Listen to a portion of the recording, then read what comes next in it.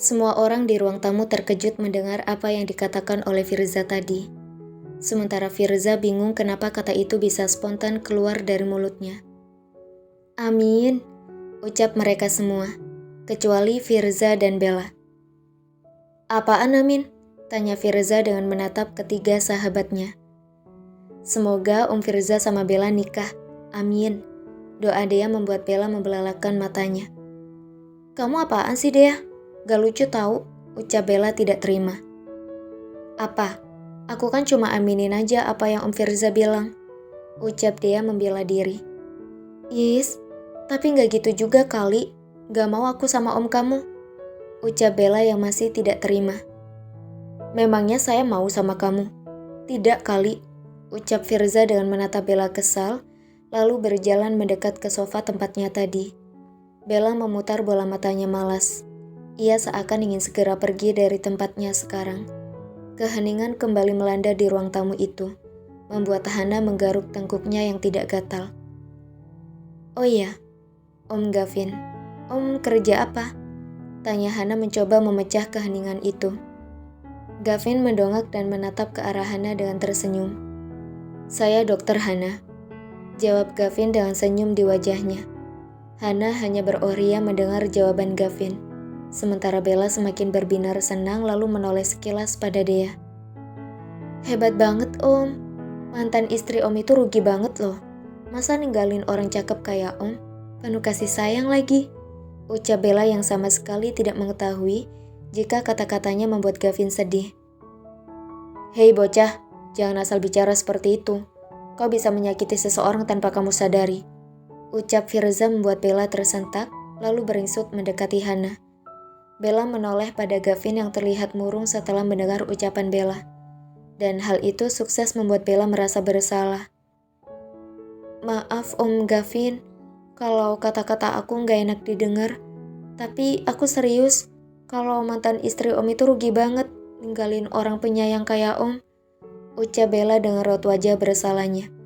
Gavin mendongakkan kepalanya, lalu tersenyum kecut pada Bella, membuat dia sedikit penasaran tentang mantan istri pria lembut seperti Gavin.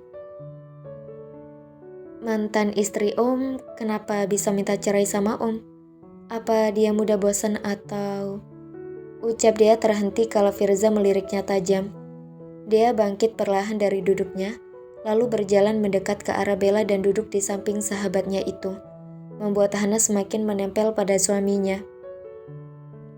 Gavin mendongak lalu tersenyum pada Dea, senyum yang menyeratkan kesedihan mendalam. Istri saya sudah meninggal dunia 2 tahun yang lalu, ucap Gavin dengan senyum paksa di bibirnya. Dea dan Bella yang mendengar hal itu terkejut. Mereka tidak bermaksud untuk membuat Gavin mengingat hal yang ingin dilupakan.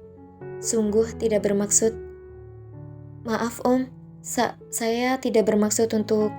Dia menghentikan ucapannya dan menggigit bibir bawahnya, merasa bersalah pada Gavin. Tiba-tiba Bella menowel lengan Dea membuat sahabatnya itu menoleh padanya. Kamu harus tanggung jawab Dea, ungkit-ungkit masalah yang gak seharusnya diungkit. Tanggung jawab, ucap Bella membuat Dea mengernyit. Yang ada kamu yang mulai ya, bukan aku, ucap Dea membela diri, karena memang bukan dirinya yang mulai membahas hal sensitif seperti itu, melainkan Bella. Bukan aku kali. Kilah Bella membuat Dea geram dan seketika mencubit lengan sahabatnya itu. Aduh, Dea sakit, rengek Bella saat Dea mencubit lengannya. Gavin yang melihat hal itu tertawa kecil, lalu menatap Dea yang tengah mencubit lengan Bella dengan kesal. Sangat mirip dengan Vina, batin Gavin dengan terus menatap ke arah Dea, mengingatkannya pada mendiang istrinya. Pukul 7:30 malam. Saat ini Hana tengah membantu Revan menyiapkan makan malam. Ia menyusun piring di atas meja, sementara Revan fokus pada panci di atas kompor. Revan melirik sekilas pada Hana yang begitu fokus menyiapkan semuanya di meja makan. Hal ini semakin membuat Revan mencintai istrinya itu, istri kecil yang kadang kelewat polos. Hana, aku boleh bertanya? Ucap Revan membuat Hana menghentikan tangannya yang tengah menyiapkan air putih di atas meja. Mau tanya apa mas? Ucap Hana yang masih sedikit malu untuk memanggil suaminya. Meski ia sudah beberapa kali mengulangi kata itu tadi siang. Waktu kamu masih tinggal sama mama kamu, belajar apa aja dari mama?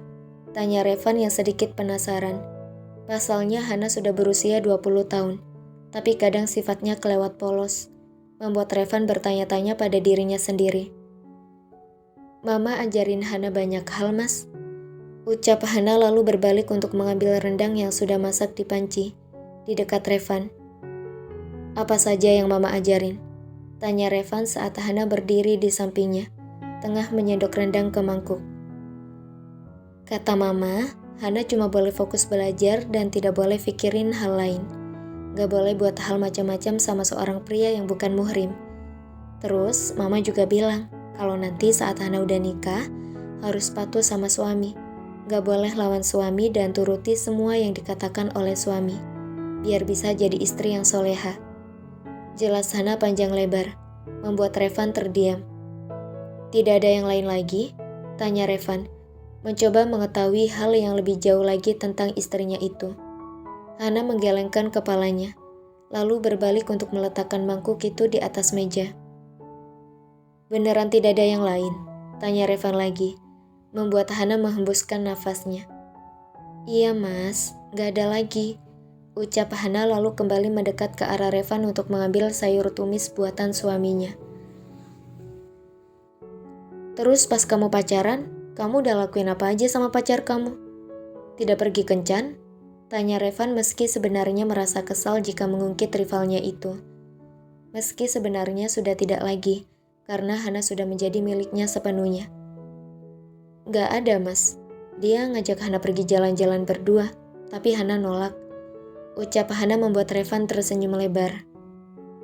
Tiba-tiba Revan memeluk Hana dari belakang, membuat wanita itu tersentak dan hampir menjatuhkan piring di tangannya yang berisikan sayur tumis spesial buatan Revan. Makasih sayang, aku janji gak akan kecewain kamu. Ucap Revan dengan kepala yang berada di bahu Hana, lalu mengecup singkat pipi cabi istrinya. Is, apaan sih mas? Ucap Hana dengan wajah meronanya. Terima kasih. Ucap Revan lagi dengan tangan yang kini mengelus perut rata istrinya dari balik baju.